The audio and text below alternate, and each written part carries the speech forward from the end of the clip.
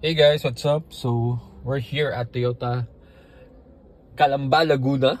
So, yan. Partly, gusto ko lang i-highlight wireless charger. Ibang-iba na siya compared sa 2022, 2023 model, 2024. So, right now, it's 2024 but that's not says here. Tingnan natin sa labas mamaya. Pero yun nga, ang lalim na niya, iba na yung surface, and I think this solves the wireless issue ni Veloz.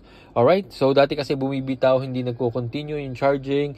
And yeah, mainis ka lang and you will use the cord. Alright? So, I think this solves the issue right now. And baba tayo. Let's see.